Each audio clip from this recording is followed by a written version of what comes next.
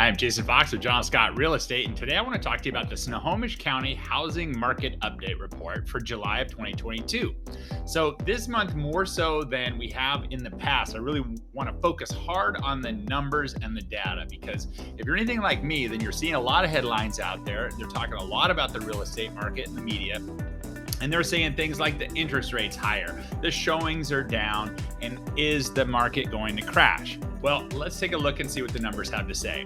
And to do that, what we're going to do is take a look at the three key indicators to determine the health of the market as it stands today. So the first thing I want to look at is the percentage of new listings that go pending within the first 30 days. So that's meaning the houses that come on the market and they go under contract within 30 days. And right now that number is at 62.9%, which we consider a surge market. Now, over the last year or so, we've actually created a whole new adverbs for this. So at one point it was up over 90%, when we were calling it an uber frenzy market. And that is super extreme. But right now we're at 62.9. A median market is at 30%. So as you can see, the market is still pretty hot. The next thing I want to look at is interest rates. Now, this has been well documented over the last few months. Interest rates have clearly risen.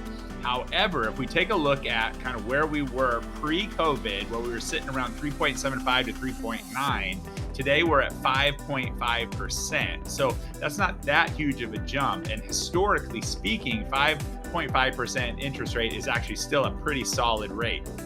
And then finally, let's take a look at the month supply, where because those interest rates have ticked up a little bit and we've gotten some more listings on the market, we now have an inventory. So we're sitting at 1.5 months of supply. Now that's still considered a shortage, but over the last few months, we've been at 0.3, 0.4 months of supply. So this is a pretty significant uptake in inventory.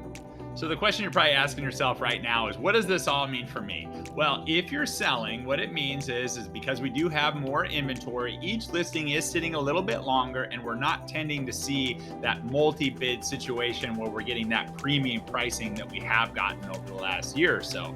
But homes are still selling pretty quickly, and we're getting good offers. If you're a buyer, there's more inventory on the market, so you get to tour more homes, you get to spend more time in each home. Oftentimes you're not competing with anybody, or maybe one or two other buyers. We're not having to waive contingencies as much and put these huge deposits down on earnest money and things. So either way you look at it, it is a pretty healthy market, and this is your Snohomish County Housing Market Update Report.